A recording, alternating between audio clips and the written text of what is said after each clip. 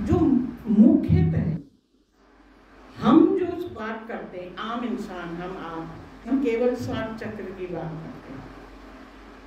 114 है शायद, 114 चक्र मेन है बॉडी के अंदर। इसमें से यदि कुछ चक्र, शायद कितना याद नहीं आ रहा हमें, 50-52 जो भी हैं, यदि आपके बैलेंस में है, मतलब इधर उधर नहीं भाग रहे हैं, आपके इमोशन से वो दौड़ नहीं रहे हैं, और ये सब बिगड़ते काहे से हैं? बॉडी से कुछ नहीं होता। हम वही समझाने की आपको कोशिश कर रहे हैं। हमारा ध्यान शरीर पे होता है, शरीर का कोई रोल नहीं है इसमें, वो एक डेकोरेशन पीस है।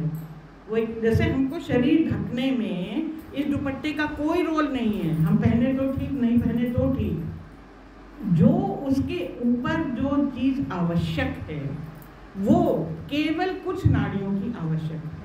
और अगर 23-24 नाड़ियाँ आपकी सुधरी हुई हैं तो सामान्य जीवन, हम सब मान के चलते हैं, हम लोग के सबकी 20-24 सबकी ठीक ही होंगी, तभी सब लोग नॉर्मल लोग हैं। इन 14 में से दो चक्र जो है वो शरीर के बाहर हैं, माने फिजिकल शरीर के अंदर उनकी एक्टिविटी है ही नहीं, बाहर है। तो बच्चे कितने? 112। 112 में से 4 चक्र शरीर में ऐसे हैं जिनका की कोई रोल खास नहीं। अब यूज़ करें ना करें, नहीं करें, और पड़े रहते हैं वो, ऐसे कोई नहीं, आप ध्यान मत दीजिए उनको। तो 112 हट गए, कितने बच्चे? 108। आपने कभी सोचा है किसी संत को 108 क्यों कहा जाता है?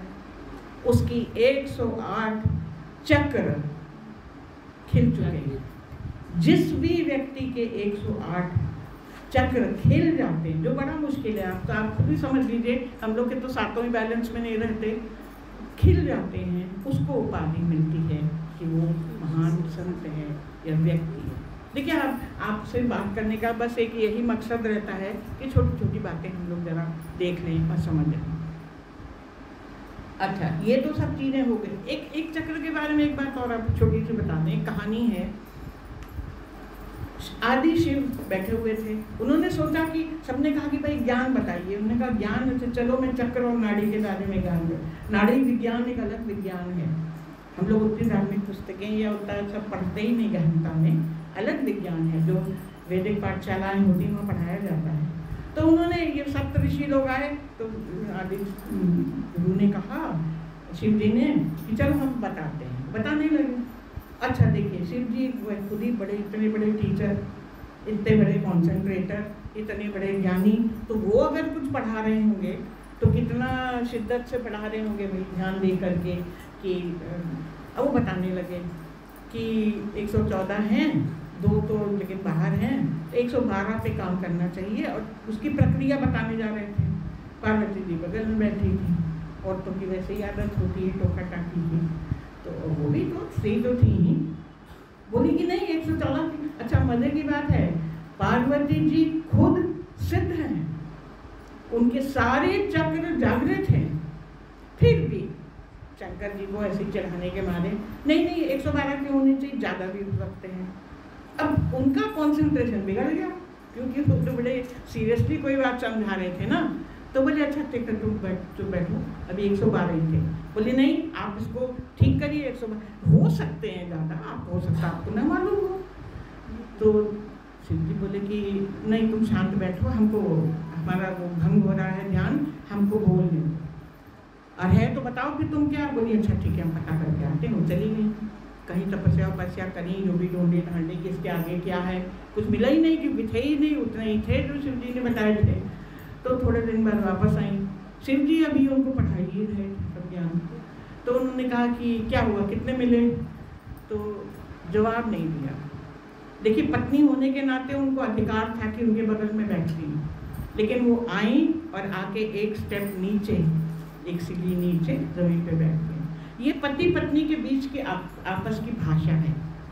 वो समझ गए कि इन्होंने हार मान ली, इनको नहीं मिला है 112 ही, तो उन्होंने कहा कि ठीक है। लेकिन तब से क्या हुआ, ये इतिहास में ये हमारे आध्यात्म में लिखा है कि स्त्री को शंका का प्रतीक माने जाने लगा।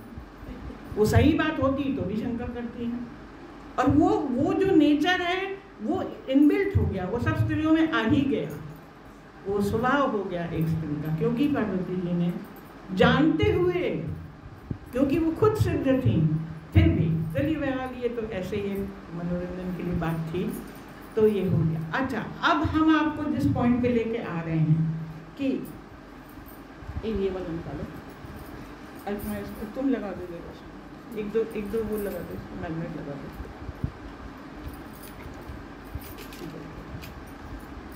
बस हो गया। ये आपको जो चक्र का तस्वीर दिख रही है, इसमें यदि आप खींच सके तो फोटो ले लीजिएगा या बाद में ले लीजिएगा। आपका जो मूलाधार चक्र है, इसमें सर्वाइवल की इंस्टिंक्ट होती है, हर जानवर में होती है, हर कीड़े में, हर मकोड़े में। रूट चक्र हर किसी में होता है। यदि वो सृष्टि में है तो उसके पास मूलाधार चक्र है। हमें जिंदा रहना है, ये कीड़ा भी जानता है, ये मच्छर भी जानता है, छिपकली भी जानती है, इंसान तो खैर जानता ही। कोई भी जानबूझकर ये जो जीवन मिला इसको खत्म नहीं करना चाहता है। तो सर्वाइवल का इंस्टिंक्ट उसका होता है। और ये कब बिगड़ जाता है ये चक्र? जब डर होता है, अब हमको नहीं मिला, अब हम कैसे जिएंगे, अब हमको ये नहीं, वो कई लोग तो वो प्रेमिका नहीं मिली तो सुसाइड कर लेते हैं। फियर, वो नहीं मिलेगी तो हम नहीं कर पाएंगे, इतना पैसा नहीं आएगा तो हम जी नहीं पाएंगे। केवल फियर के कारण सर्वाइवल आपका खंडित होता है। वरना अगर आप डटे हुए हैं तो फिर आपका ये सर्वाइवल का इंस्टिंक्ट बना रहता है। और जो दूसरा है स्वादिष्टान चक्र में प्लेजर, जिसमें सेक्सुअल प्लेजर सबसे बड़ी चीज़ आती है। वैसे भी दुनिया का प्लेजर, खाना बढ़िया खाएं, लोग अच्छे मिलें, हमने ड्रेस बड़ी अच्छी सी खरीद ली, कल उसने पहनी थी, आज मैंने भी खरीद ली। आप ये भूल जाते हैं कि आपकी बाकी के चक्र कहाँ हैं। आप बढ़िया सी ड्रेस खरीद तो ली, आप बीच में गए, फिर शाम को आप डिजेक्टेड हैं, मेरी किसी ने तारीफ ही नहीं करी, क्योंकि देखने वाला आपका ऑरा देख रहा है। ड्रेस आपकी यहाँ अच्छी दिख रही है, लेकिन आप मन में क्या सोच रहे हैं, आप क्या कह रहे हैं, आप किसका बुरा, आप इस नज़र से नहीं ड्रेस अच्छी पहन रहे हैं कि मैं अच्छी दिखूंगी। ये तो ऊपरी भाग हो गया आपका। और बाद में आपके मन में गिल्ट क्या है, कह तो रहा हूँ, लेकिन मेरा जो व्यवहार है वो देखा, वो उसको भी समझ में आएगा कि मैं भी कर सकती है। ये विचार ही गलत है। गलत विचार लेके आप कुछ भी प्रयास करिए, गिल्ट आपके अंदर हो जाएगा, आपका ये चक्र डैमेज दिखाई देगा।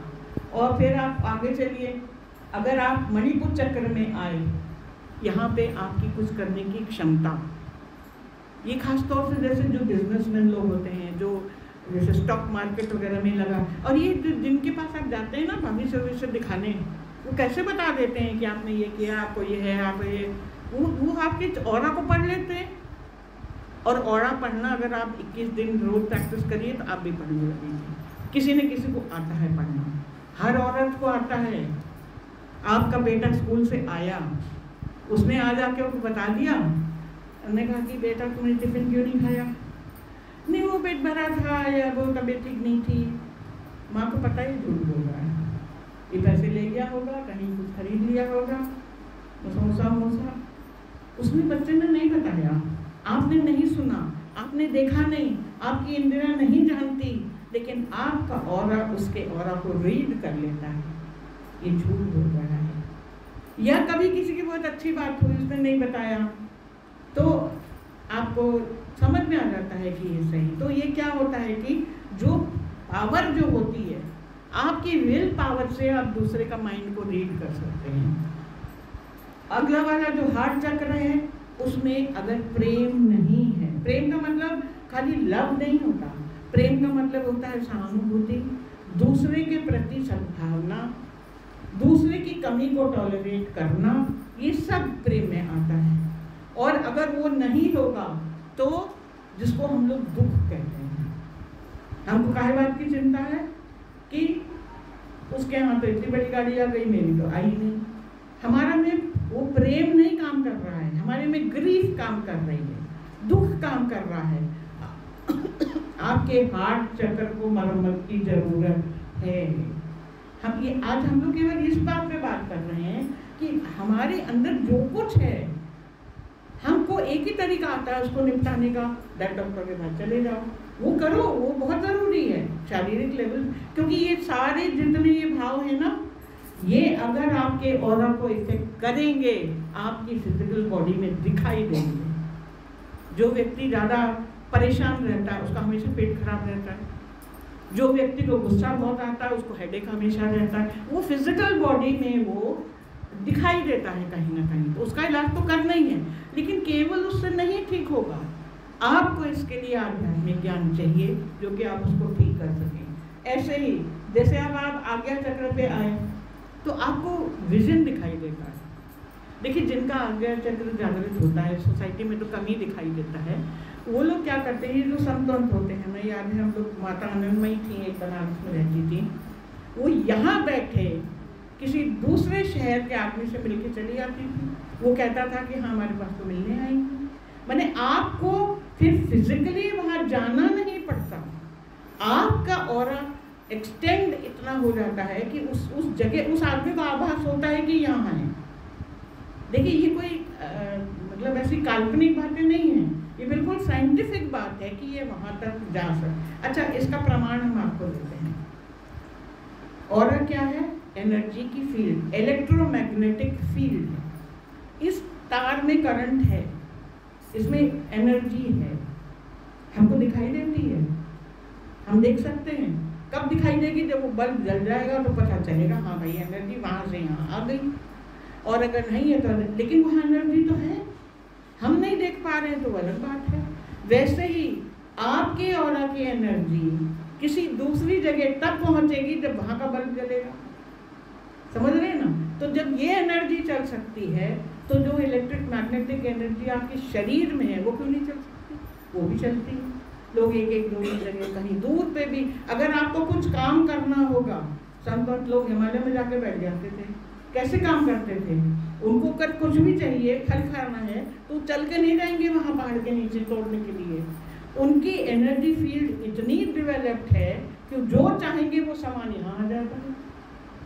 देखिए ये हम सिर्फ बता रहे हैं कि इतनी गूढ़ बातें हैं कि हम लोग वहाँ तक पहुँचना तो बहुत दूर, हम अपने 7 चक्र को बैलेंस कर लें वही बहुत बड़ी बात होती है। और सहस्त्रार का तो कहना ही क्या, क्योंकि वो जब खिल गया तो आप लगभग 108 नहीं तो 4 स्टेप नीचे 100 से ऊपर चक्र आपके जो छोटे मोटे जितने भी बदन में खुल चुके हैं, जो इन लोगों के थे, चैतन्य महाप्रभु के थे, श्री अरविंदो के थे, जो ये बड़े बड़े जितने भी संत होते हैं, ज्ञानी होते हैं, वो कहते हैं अहम, शंकराचार्य जी के थे, अहम ब्रह्मास्मि, उन्होंने वो देख लिया, वो उस लेवल। देखिए ऑरा क्या है, जो शिव भगवान है, जो कि जो भी है एनर्जी, वो केवल एक एनर्जी पुंज है, जैसे पावर हाउस होता है, वो कोई आदमी नहीं है, एनर्जी पुंज है। वो एनर्जी, उसका ऑरा तो इतना बड़ा है कि पूरे ब्रह्मांड में फैला हुआ है, फैला कि नहीं फैला है, हर चीज में फैला हुआ है।